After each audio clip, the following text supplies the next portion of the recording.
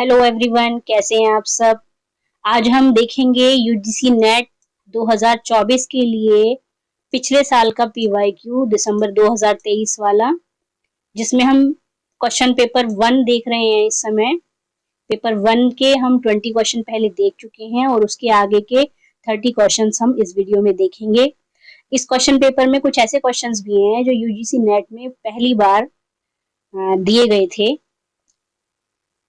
तो स्टार्ट करते हैं आज के विचार से। शिक्षा हमारे समाज की आत्मा है जो कि एक पीढ़ी से दूसरी पीढ़ी को दी जाती है। विचार के साथ स्टार्ट करते हैं। Question number 21।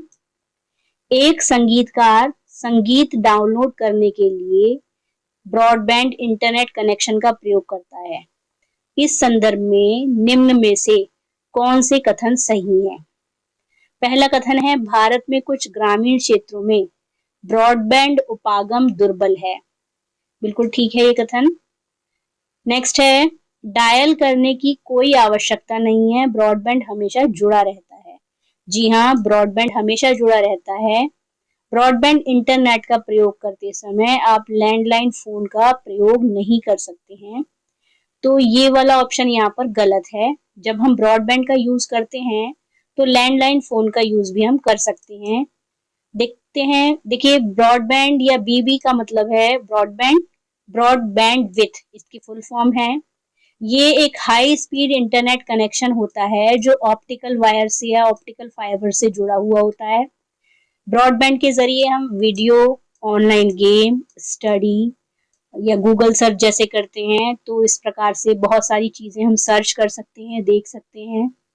बहुत सारे काम हम ब्रॉडबैंड के जरिए कर सकते हैं। वर्तमान में हमारे देश में बहुत सारे ब्रॉडबैंड हैं, लेकिन ये 3 मुख्य हैं, रिलायंस, जियो का, एयरटेल का और बीएसएनएल का। इस समय 5G स्पीड से ब्रॉडबैंड चल रहा है। देखिए वर्तमान में 5G इंटरनेट कनेक्शंस चल रहे हैं, 5G का इंटरनेट हम यूज कर रहे हैं।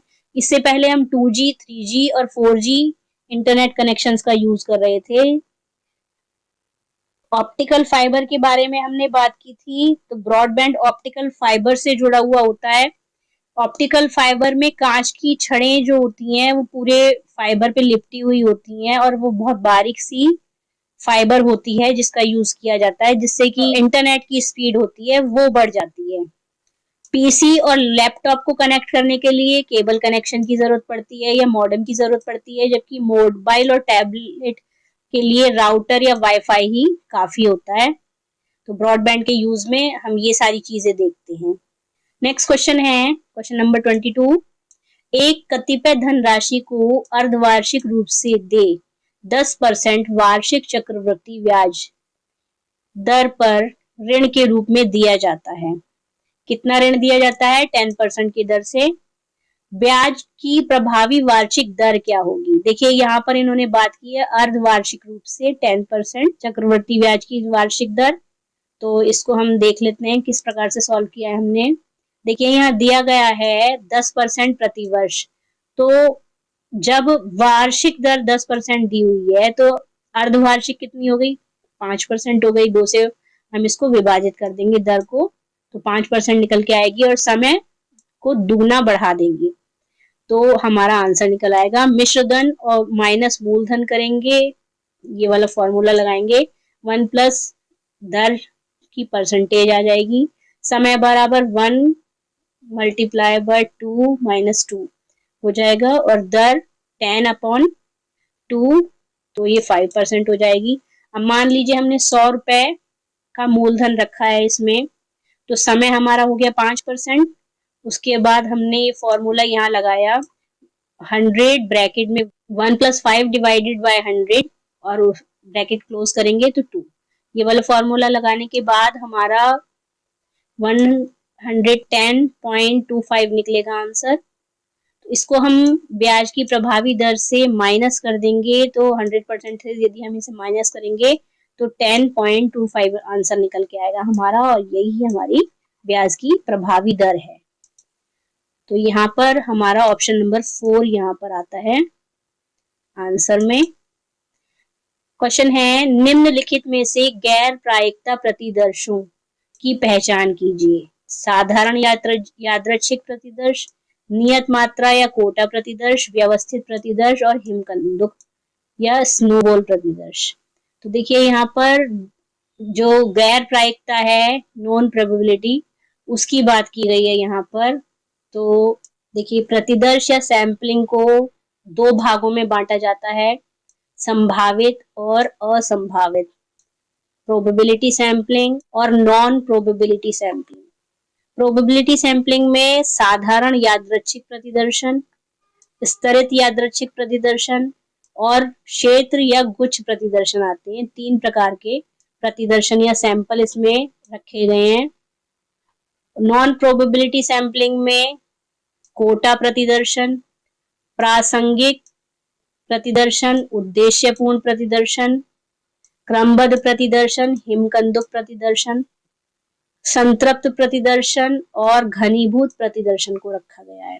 तो इसमें 7 प्रकार के असंभावित प्रतिदर्शन के अंतर्गत आते हैं और 3 प्रकार के प्रतिदर्शन संभावित प्रतिदर्शन के अंतर्गत आते हैं। तो हमारा जो आंसर है उसमें हमारा गैर प्रायिकता प्रतिदर्शन को पूछा गया है, तो यहाँ पर कोटा प्रतिदर्श इसमें आएगा और हिमकंदुक प्रतिदर्शन इसमें आएगा। Answer number D, option number D इसमें हमारा आंसर है। नेक्स्ट क्वेश्चन है क्वेश्चन नंबर 24। वातावरण में तापमान का व्युत्क्रम इनमें से किसका प्रमुख कारण है? धूल युक्त आंधी का, वायु प्रदूषकों का प्रकीर्णन का, वायु प्रदूषकों का संचयन का या ओजोन अपक्षय का? देखिए ओजोन अपक्षय से बहुत सारी हानियां हैं, लेकिन यहाँ पर वातावरण में तापक्रम के व्युत्क्रम की बात हो रही है, तो ओजोन अपक्षय इसमें नहीं आता है। प्रकीर्णन भी नहीं आता है वायु प्रदूषकों का, और धूल युक्त आंधी से भी तापमान नहीं बढ़ता है। तो यहाँ पर हमारा आंसर होगा वायु प्रदूषकों के संचयन से। ऑप्शन नंबर 3 इसमें हमारा आंसर होगा। 25 नंबर का क्वेश्चन है, 2 कथन दिए गए हैं यहाँ पर। कथन नंबर 1 कहता है गैर शाब्दिक भावनात्मक अभिव्यक्ति मानव जीवन में शाब्दिक संप्रेषण से पहले होती है। देखिए गैर शाब्दिक मीन्स नॉन वर्बल भावनात्मक अभिव्यक्ति की बात हो रही है यहाँ। तो जब भी हम किसी व्यक्ति को देखते हैं तो ऐसा तो नहीं है कि डायरेक्ट हम बोलना शुरू कर देते हैं और भाई तो कैसा है, क्या है, कैसा है, ये नहीं होता। पहले हम उस व्यक्ति को देखते हैं, उसके बाद मुस्कुराते हैं या कोई भी रिएक्शन करते हैं, उसके बाद हम बोलते हैं, शाब्दिक या वर्बल संकेशन करते हैं, तो होता है। तो हमारा ऑप्शन नंबर 1 सही है। कथन दूसरा कहता है सामाजीकरण समुचित भावनात्मक संप्रेषण के लिए प्रदर्शन मानकों को अंतर्निर्देशित करता है। तो ये वाला कथन भी हमारा सही है, क्योंकि व्यक्ति का जब सामाजिकरण होता है तो उसको मैनर्स आते हैं, वो लोगों से बात करने का या कम्युनिकेशन करने का तरीका सीखता है। देखिए यहाँ पर 2 प्रकार के कम्युनिकेशन बताए गए हैं, वर्बल कम्युनिकेशन और non verbal communication. Verbal communication में जब हम एक दूसरे के सामने खड़े होकर आपस में बातें कर रहे होते हैं या बोलकर बातें कर रहे होते हैं।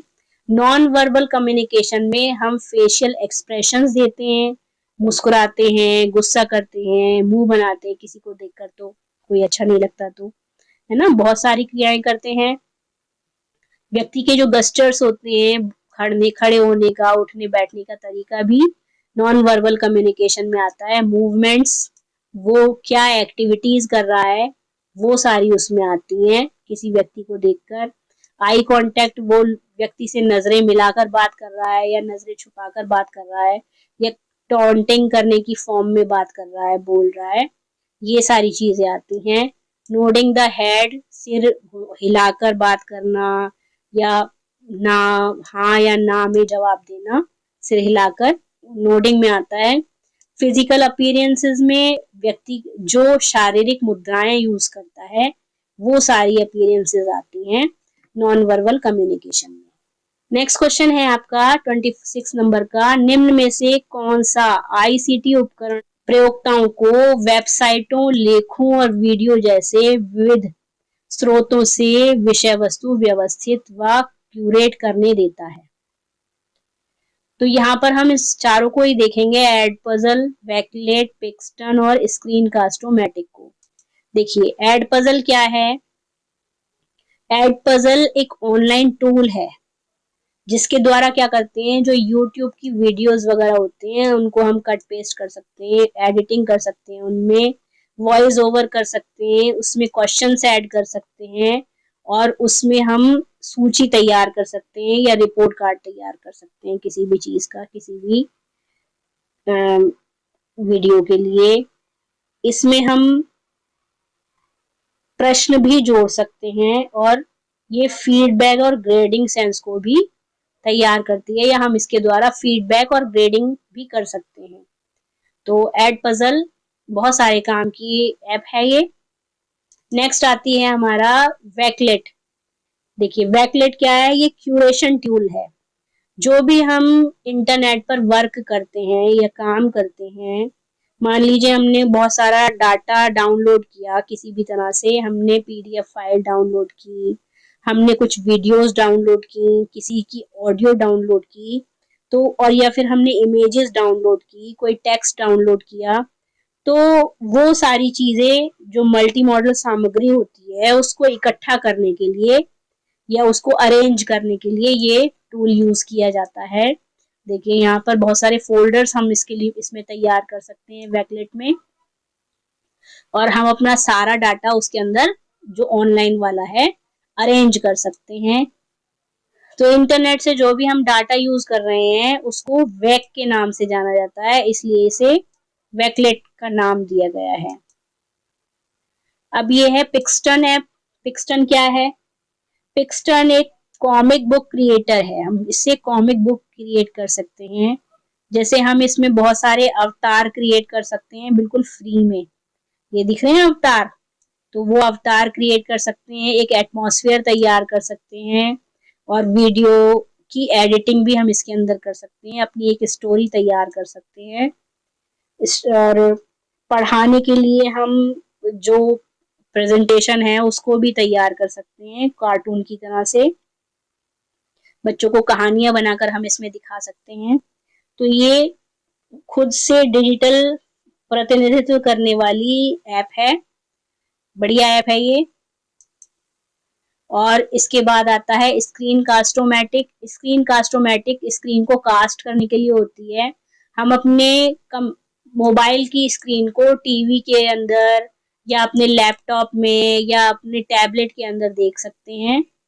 वो कास्ट कर सकती है, बहुत फास्टली कास्ट करती है और फ्री स्क्रीन की रिकॉर्डिंग कर सकती है। इसमें साइन अप करना होता है, साइन अप के बाद हम कितनी भी बार इसको लॉग इन कर सकते हैं। और इसमें हम ट्यूटोरियल वीडियोस तैयार कर सकते हैं, स्क्रीन रिकॉर्डिंग करके हम पढ़ा सकते हैं, ऑनलाइन हम ऑडियो वीडियो भी इसमें तैयार कर सकते हैं, कैप्चर कर सकते हैं हम अपनी स्क्रीन को। इसमें हम ऑडियो और वेबकैम के इनपुट्स को भी रिकॉर्ड कर सकते हैं। तो हमारा जो क्वेश्चन था, तो हमारे क्वेश्चन में पूछा गया है लेखों, वीडियो और विधिक स्रोतों को कि इसे विषय वस्तु व्यवस्थित और क्यूरेट करने के लिए, तो वो हमारी ऐप है वैकलेट। ऑप्शन नंबर 2 इसमें हमारा आंसर होगा। क्वेश्चन नंबर 27 है डेल टेक्नोलॉजीज का वेबएक्स वीडियो कॉन्फ्रेंस ऑनलाइन बैठक, स्क्रीन सहभाजन और वेबिनार हेतु अग्रणी उपक्रम समाधान सॉल्यूशन है। तो ये हमारा कथन गलत है, क्योंकि जो वीडियो कॉन्फ्रेंसिंग की बात ये कर रहे हैं डेल टेक्नोलॉजीज का नहीं है, वो सिस्को का है। वेबएक्स ऐप सिस्को द्वारा तैयार की गई है। इसमें वीडियो कॉन्फ्रेंसिंग हो सकती है, हम एक साथ बहुत सारे लोगों के साथ बातचीत कर सकते हैं, मीटिंग कर सकते हैं।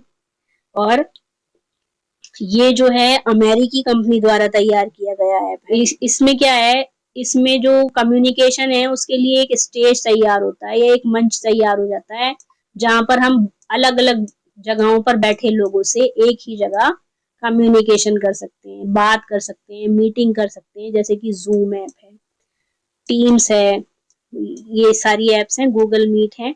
इसी तरह से वेबएक्स भी है, उससे भी हम ऑनलाइन वीडियो कॉन्फ्रेंसिंग कर सकते हैं। अच्छा, वेबएक्स का प्रयोग हम विंडोज में कर सकते हैं, आईफोन में कर सकते हैं, मैक में कर सकते हैं, आईपैड और एंड्रॉयड पे भी कर सकते हैं, लेकिन विंडो 10 या उसके बाद वाली जो विंडोज हैं हम वेबएक्स का यूज उसी में कर सकते हैं, क्योंकि ये लेटेस्ट वर्जन के अंदर ही काम करता है, जो पुराने विंडो 7 और विंडो 8 में ये काम नहीं करता है। ठीक है, तो पहला वाला कथन तो हमारा रिजेक्ट हो गया। सेकंड है GIF यानी गिफ।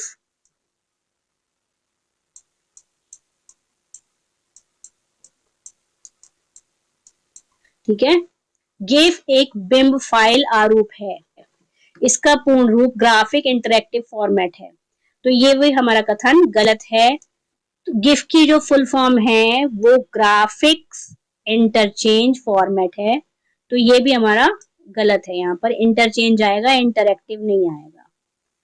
तो हमारा इसमें ऑप्शन नंबर 2 आंसर है, दोनों चीजें गलत हैं।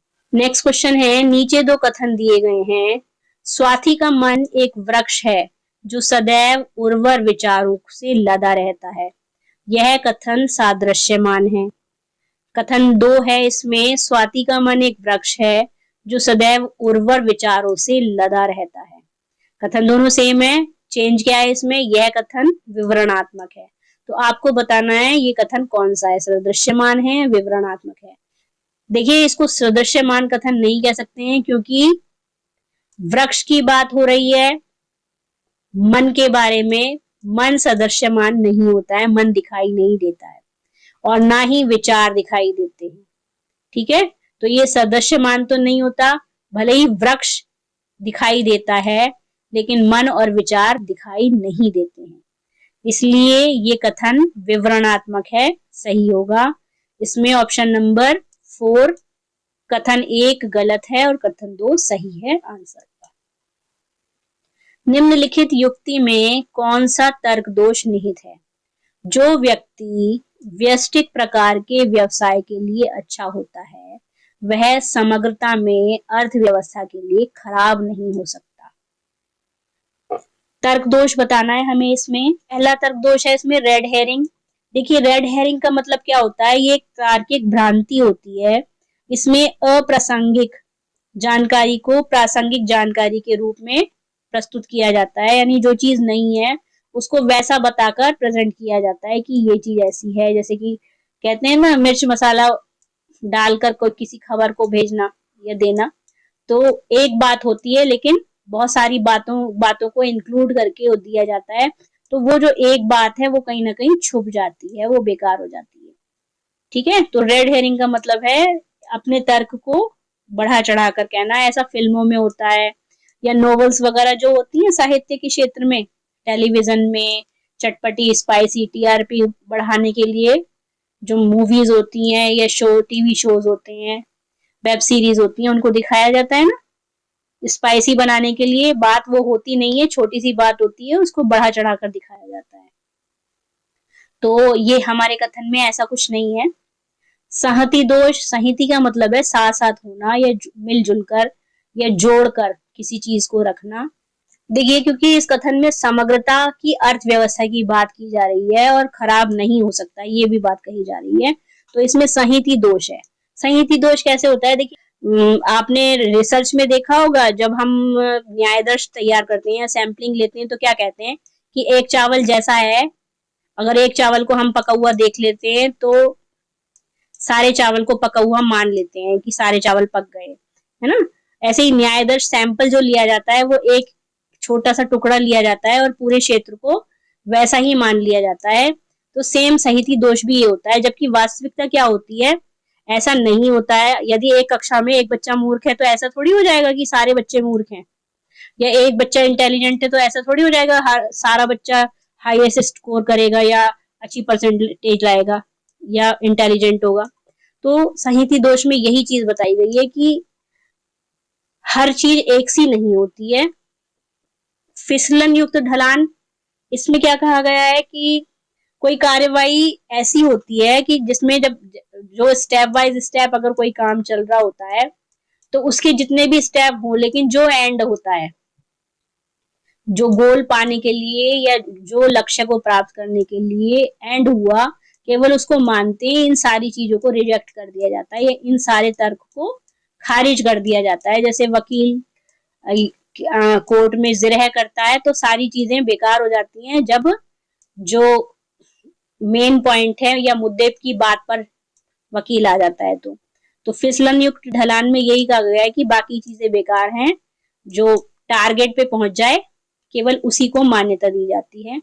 मिथ्याकरण में जब झूठी बात को या ऐसी बात जो गलत है या किसी बात को जो झूठ बात है और गलत ढंग से उसे पेश किया जाता है, वो मिथ्याकरण होता है। तो इस हमारे तर्क में इनमें से मिथ्याकरण को भी नहीं रखा गया है।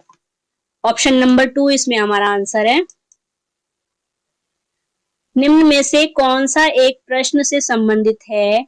क्या सामाजिक वैज्ञानिक निष्कर्ष लोगों के प्रतिदिन के प्राकृतिक सामाजिक परिवेश पर लागू होता है? इसमें क्या बताना है? सामाजिक वैज्ञानिक निष्कर्ष के बारे में बात हो रही है यहाँ। तो परिस्थिति की वैधता यहाँ पर नहीं आएगी, क्योंकि परिस्थिति की वैधता में एक पूरे वातावरण की प्रत्येक जाति प्रजाति ग्रुप जो भी है वहां पर जो स्पीशीज हैं उन सब के बारे में अध्ययन करते हैं, हम सबको देखते हैं। क्योंकि यहाँ पर सामाजिक वैज्ञानिक निष्कर्ष निकालना है तो यहाँ बाह्य वैधता पर ध्यान रखेंगे, क्योंकि समाज हमारे बाह्य तत्वों से जुड़ा हुआ होता है। मापन वैधता नहीं होगी यहाँ और आभासी वैधता भी यहाँ नहीं होगी। तो आंसर हमारा है बाह्य वैधता, सेकेंड नंबर का। ये फिर कथन वाला एक क्वेश्चन आ गया। नेटवर्क सर्वर पर डाटा भंडारण हेतु सर्वाधिक उपयुक्त भंडारण माध्यम ब्लू रे डिस्क है। CDR-OM एक प्रकाशीय डिस्क होती है जिसमें डाटा अद्यतन नहीं हो सकता है। देखिए CD-ROM क्या है? रीड ओनली मेमोरी, तो नहीं हो सकता है ना इसमें, तो ये वाला कथन तो हमारा ठीक है। नेक्स्ट कथन है हमारा पहला वाला, नेटवर्क सर्वर डाटा भंडारण हेतु सर्वाधिक उपयुक्त भंडारण माध्यम ब्लू रे डिस्क है। तो ब्लू रे डिस्क का भंडारण के लिए यूज किया जाता है। ये ब्लू रे डिस्क होती है जिसका यूज हम कॉपीराइटर में कॉपीराइट करने के लिए या डाटा को एकत्रित करने के लिए हम इसका यूज करते हैं। क्वेश्चन नंबर 32 है। नीचे दो कथन दिए गए हैं। कथन 1 है, अपशिष्ट जल के नमूने में कुल ठोस विलयित और निलंबित नमूनों से जल के वाष्पीकृत होने के बाद बचे पदार्थ होते हैं। विलयित ठोस भाग में सामान्यतः कोलाइडी कण शामिल होते हैं। देखिए, जब हम कोई पानी लेते हैं, पानी के बारे में एक गाना तो आपने सुना होगा, पानी रे पानी के तेरा रंग कैसा, जिस रंग मिलाया उस रंग जैसा, है ना, ऐसा कुछ गाना है, मुझे पूरा नहीं आता है। तो देखिए, पानी को हम जिस भी चीज में डालते हैं वो उसी का रंग ले लेता है, जिस भी बर्तन में डालते हैं उसका आकार ले लेता है। पानी रंगहीन और गंधहीन होता है, ठीक है, ये तो सब जानते ही हैं।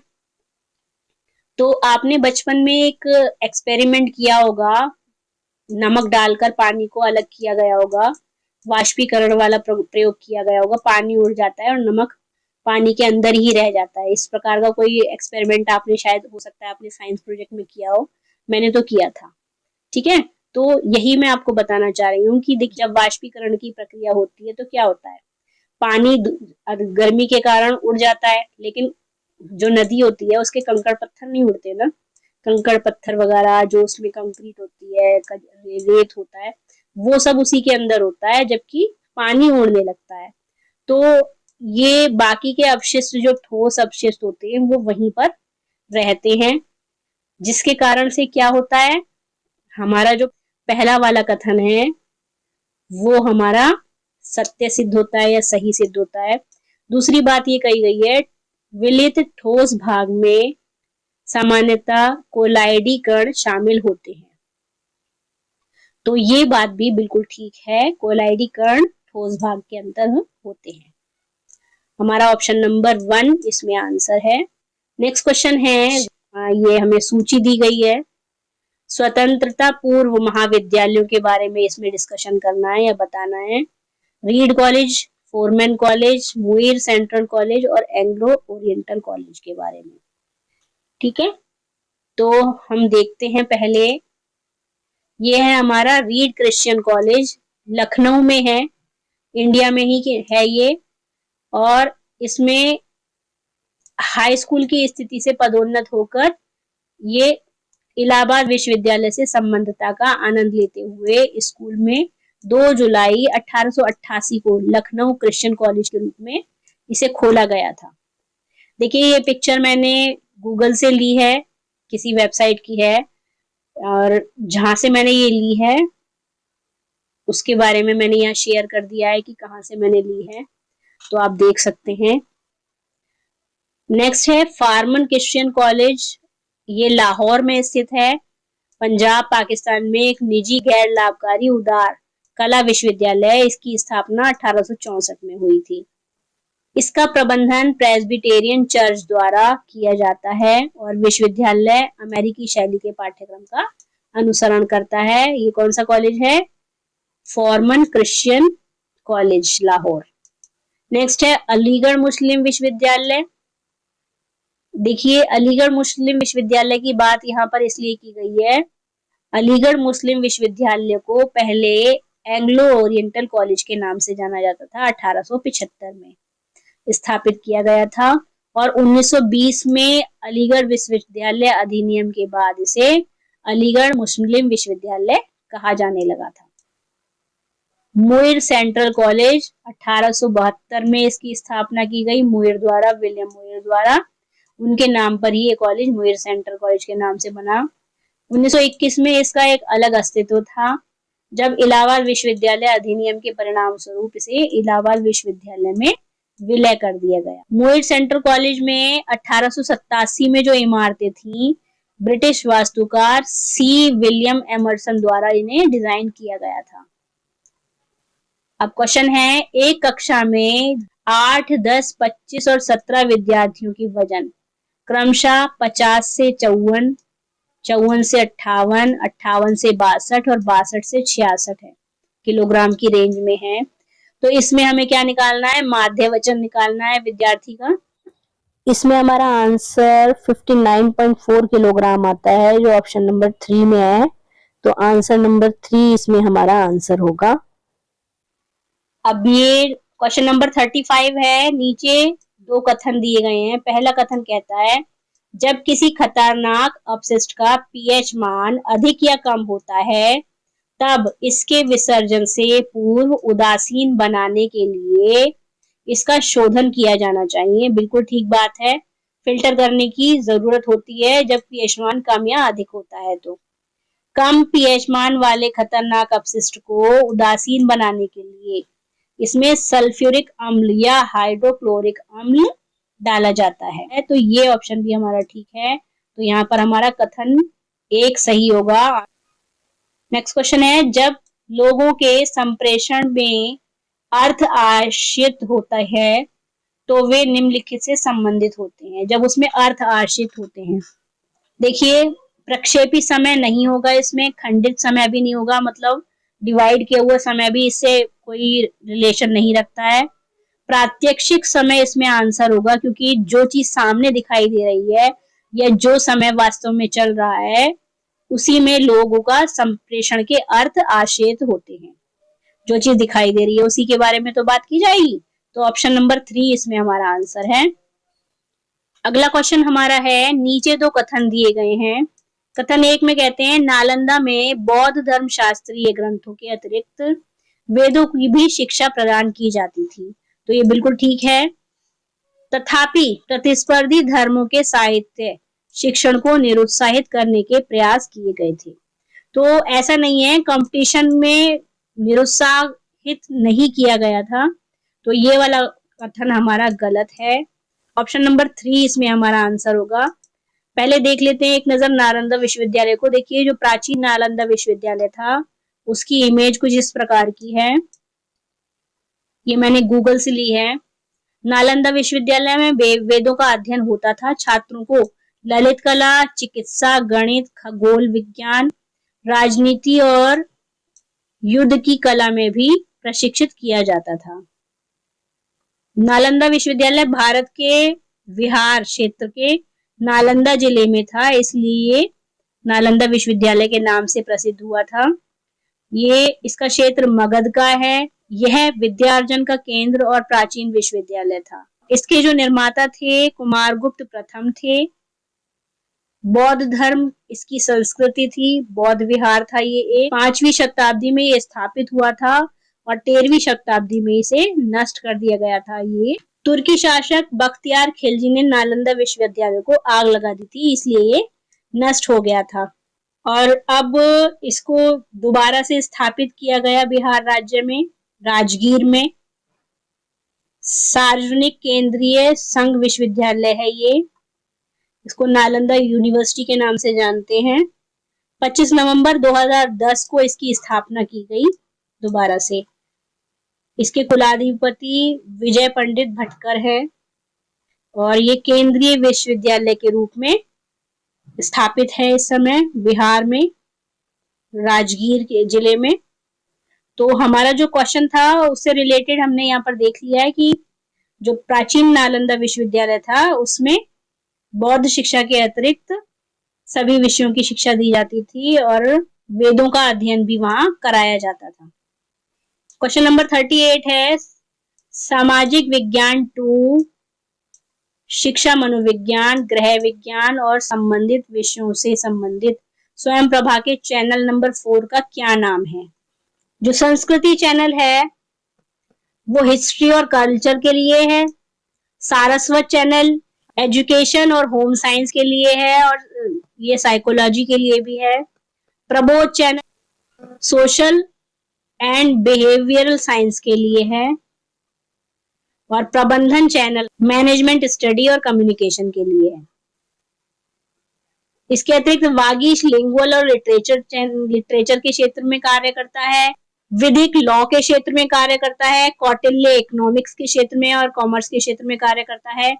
आर्यभट्ट चैनल जो है वो फिजिकल साइंस और अर्थ साइंस के क्षेत्र में कार्य करता है। स्पंदन चैनल लाइफ साइंस, बायोलॉजी और जूलॉजी के क्षेत्र में कार्य करता है और दक्ष चैनल केमिस्ट्री और केमिकल के क्षेत्र में कार्य करता है। देखिए स्वयं प्रभा में वर्तमान में कुल 40 चैनल हैं। जो लास्ट 40 नंबर का चैनल है वो व्यास है।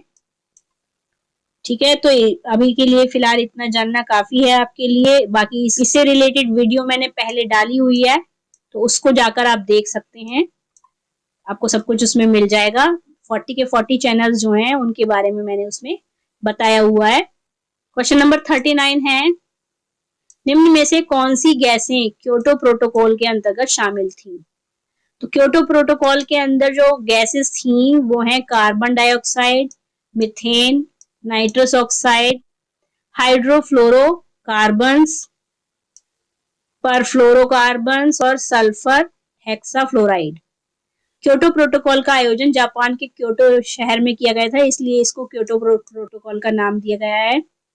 क्योटो प्रोटोकॉल एक कानूनी एवं बाध्यकारी संधि है।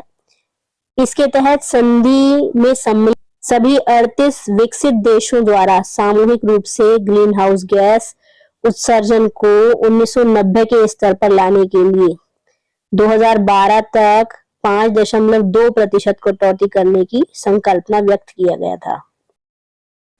तो इसमें हमारी कौन कौन सी गैसेस आती हैं?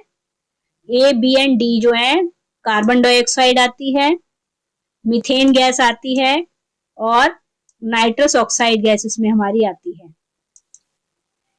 नेक्स्ट क्वेश्चन है नीचे दशमलव व षोडश अंक प्रणाली पर आधारित 2 कथन दिए गए हैं। पहला कथन क्या है हमारा? 21E16 equal 54110। तो देखिए हम इस कथन को कैसे देख सकते हैं। इसमें जो हमारा ये आधार अंक है, यदि इस ब्रैकेट के अंदर दिए गए अंक आधार अंक से बड़े हैं तब हमारा ये गलत है और अगर आधार अंक से छोटे हैं तो ये सही है। तो यहाँ पर हमारा 16 है, 21 16 से बड़ा हो गया। तो जो हमारी षोडश अंक प्रणाली है उस 0 से लेकर 9 तक के अंक आते हैं और उसके बाद ABCDEF का प्रयोग किया जाता है। बाकी के 16 अंकों के लिए, 16 तक के लिए। तो ये हमारा गलत है, ये ठीक है, लेकिन इससे कोई मतलब नहीं क्योंकि हमारा कथन एक गलत हो गया इसकी वजह से। यहाँ पर 10 है, 2, 5, 7 ये सभी छोटे हैं तो ये सही है। यहाँ 16 है, यहाँ 10 है, ये भी सही है। तो कथन 2 हमारा सही है इसमें। तो यहाँ पर हमारा ऑप्शन आएगा 4, कथन 1 गलत है और कथन 2 सही है। अब ये रीजनिंग का क्वेश्चन है, निम्न अक्षर सह अंक श्रृंखला में अगले पद का निर्धारण कीजिए। इसका नेक्स्ट स्टेप बताना है हमें। देखिए यहाँ पर आ रहा है ए बी सी डी और नेक्स्ट आएगा इसमें ई। तो यहाँ पर ई सब में दिया हुआ है। अब इसको यहाँ पर इन्होंने उल्टा लिया है, ये देखिए वी डब्ल्यू एक्स वाई। तो उससे पहले क्या आता है यू। तो ई और यू हमारे किस में है, इन 3 ऑप्शंस में है। अब देखिए बीच वाले नंबर को यदि हम देखें, यहाँ पर है 2, यहाँ है 3, इसमें कोई गैप नहीं है। यहाँ पर 4 नहीं है, 1 नंबर का गैप है, यहाँ पर भी 1 नंबर का गैप है। तो 7 के बाद यहाँ पर 8 नहीं आएगा क्योंकि यहाँ पर 1 नंबर का गैप है। तो अब हमारा यहाँ पर 3 नंबर का गैप आ जाएगा। तो हमारा ये E11 वाला ठीक आएगा, ऑप्शन नंबर 3 इसमें आएगा। क्योंकि हम यहाँ पर 1 अंक का गैप वाला नहीं लेंगे और उससे छोटा भी नहीं लेंगे। तो ऑप्शन नंबर 3 इसमें हमारा आंसर होगा। क्वेश्चन नंबर 42 है, निम्नलिखित में से कौन सी सामाजिक भावनाएं हैं जिन्हें अंतरवैयक्तिक संप्रेषण के दौरान दर्शाया जाता है? किंग, कर्तव्य विमूढ़, अपराध बोध, शर्मिंदगी, गर्व, ईर्ष्या। देखिए ये सारी सामाजिक भावनाएं हैं जिन्हें अंतरवैयक्तिक संप्रेषण के दौरान दर्शाया जाता है। तो ऑप्शन नंबर 4 इसमें हमारा आंसर होगा। 43 नंबर का क्वेश्चन है हमारा, वैधता की संकल्पना एकल प्रतिज्ञप्तियों पर अनुप्रयुक्त नहीं हो सकती।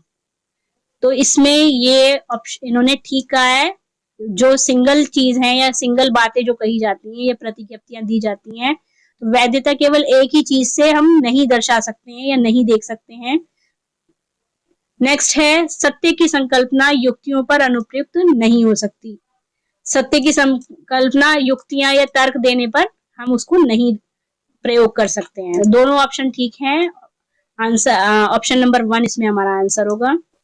अब देखिए इसमें एक सूची दी हुई है जिसमें सॉफ्टवेयर दिए हुए हैं और सर्वाधिक उपयुक्त प्रयोग कौन सा सॉफ्टवेयर का किसके द्वारा किया जा सकता है। देखिए पहले नंबर का दिया है डेस्कटॉप पब्लिशिंग सॉफ्टवेयर। तो पब्लिशिंग के लिए हम पब्लिशिंग किस चीज की कर सकते हैं, पत्रिका निकालना की। तो ए ऑप्शन हमारा है 4। ए ऑप्शन में 4 किस किस में आ रहा है, 2 में आ रहा है, 1 और 3 में, ठीक है। प्रेजेंटेशन सॉफ्टवेयर, प्रेजेंटेशन का की निकालते हैं मल्टीमीडिया स्लाइड्स की, जो हम पावर पॉइंट में निकालते हैं। तो बी ऑप्शन में 3 हमारा किस में आ रहा है, तो ये देखेंगे तो इसमें हमारा ऑप्शन नंबर 3 आ जाएगा। तो हम इसमें सीधे एलिमिनेशन कर सकते हैं। सी ऑप्शन में हमारा है इन्फ्रेंस इंजन। तो इसमें हम बीमारियों के लक्षणों से मिलान कर सकते हैं। और डाटाबेस सॉफ्टवेयर जो का प्रयोग हम अभिलेखों के रखरखाव के लिए कर सकते हैं। तो इसमें हमारा ऑप्शन नंबर 3 आंसर है ही। देखिए मेरे इस क्वेश्चन पेपर में क्योंकि मैंने सभी क्वेश्चंस को लिया है तो इसलिए यहाँ पर मैंने इसमें बोध प्रश्न वाले क्वेश्चन, जो कंप्रेंशन वाले क्वेश्चन है, इनको भी डाल दिया है। बाकी इनको रटा या देख समझा नहीं जाता है, पर मैंने आपको दिखाने के लिए इसको डाल दिया है। तो यहाँ पर मैं आपको, ये पैराग्राफ है इसको आप पढ़ के देख सकते हैं कि किस प्रकार से इन्होंने इसे सॉल्व किया हुआ है। मैं आपको केवल यहाँ पर इनके आंसर्स बता दूंगी। क्वेश्चन 45 है, निम्नलिखित में से जैव संचयन के परिणाम स्वरूप डीडीटी के संकेंद्रण के आरोही क्रम को व्यवस्थित कीजिए। तो डीडीटी के संकेंद्रण के आरोही क्रम से रिलेटेड मैंने पहले आपको स्पीशीज से रिलेटेड एक जो क्रम है वो बताया हुआ है। बाकी इसमें इनका आंसर नंबर 3 आंसर आ रहा है। नेक्स्ट क्वेश्चन है, उदयमान नवीन प्रौद्योगिकियों के संदर्भ में निम्न में से क्या सही है। इसमें इनका आंसर एक आ रहा है, ए और सी वृद्धजनों के लिए महंगी होंगी, वे धनिक व निर्धनों के बीच की खाई में वृद्धि करेंगे। नेक्स्ट है, अनेक प्रगतिशील विचारकों का पूर्वानुमान है कि अगले 20 वर्षों में जीवन संभावितता में क्या होगा, उग्र वृद्धि होगी। इसमें आंसर दिया हुआ है, पैराग्राफ को आप पढ़ सकते हैं, मैंने दिया हुआ है आपको, तो उसका आप स्क्रीनशॉट ले लीजिएगा और पढ़ लीजिएगा। उसके बाद 48 नंबर का क्वेश्चन है, आरंभ में जीवन संभाविता में वृद्धि निम्न में से उपलब्धता के कारण हुई। तो ये इसके ऑप्शन में ऑप्शन नंबर 3 इसमें आंसर है। इसमें भी एक कथन दिया हुआ है इन्होंने यहाँ पर, कथन 1 है इसमें, उदयमान नवीन प्रौद्योगिकियां अल्पतम विकसित देशों में निवासियों के जीवन काल में वृद्धि नहीं करेंगी। दूसरा कथन है, मनुष्य के जीवन काल को बढ़ाने हेतु उदयमान नवीन प्रौद्योगिकियां समस्त सामाजिक एवं शारीरिक सीमाओं को सफलतापूर्वक पार कर लेंगी। तो इसमें दोनों ऑप्शन है इसमें यहाँ गलत है। क्वेश्चन नंबर 50 है हमारा, 1950 के दशक में पूर्व विस्मृति रोग अल्जाइमर लगभग अज्ञात था क्योंकि, इसमें आंसर दिया है, लोग इस रोग के आरंभ होने से पूर्व ही मर जाते थे। इसमें ये दिया हुआ है। देखिए, अल्जाइमर रोग के बारे में मैं यहाँ आपको बताना चाहती थी। अल्जाइमर रोग याददाश्त खो जाने का योग है। एक निश्चित उम्र के बाद वृद्धावस्था में लोगों की याददाश्त कमजोर होने लगती है और धीरे धीरे याददाश्त खोने लगती है। इसको अल्जाइमर रोग कहा जाता है। देखिए, आपने अब इस समय के जीवन में भी देखा होगा रेगुलर रूटीन में कि कुछ लोगों को आपके पेरेंट्स में ही या फिर आपके रिलेटिव्स में किसी को कई बार वो चाबी भूल जाते हैं, कई बार दरवाजा बंद करना भूल जाते हैं, लाइट्स ऑफ करना भूल जाते हैं या अपना सामान कहीं रखकर भूल जाते हैं। तो ये सारी दिक्कतें होती हैं, तो ये भी अल्जाइमर रोग का कारण बन सकती हैं। तो इस प्रकार की जो कमजोरियां होती हैं, जो मानसिक रूप से इंसान के अंदर आती हैं, वो 50 से 60 के बाद ये चीजें दिखने लगती हैं। इसका मैं एक उदाहरण अगर आपको देना चाहूँ तो आपने अगर उरी फिल्म देखी होगी तो उसमें जो सोल्जर था उसकी मदर को ये वाली बीमारी थी अल्जाइमर रोग की, तो वो अपना घर छोड़ के चली जाती है और उसे ये पता भी नहीं होता कि वो कहाँ जा रही है। ठीक है, वो अपने बच्चों तक को भूल जाती है। तो यहाँ पर मेरी वीडियो ये कंप्लीट होती है। यहाँ पर मैंने पेपर 1 के आपको 50 क्वेश्चंस कंप्लीट करा दिए हैं। इससे पहले इसका ए पार्ट में दे चुकी हूँ, ये बी पार्ट में मैंने 30 क्वेश्चन और ए पार्ट में 20 क्वेश्चन आपको कंप्लीट करा दिए हैं। वीडियो देखने के लिए थैंक यू।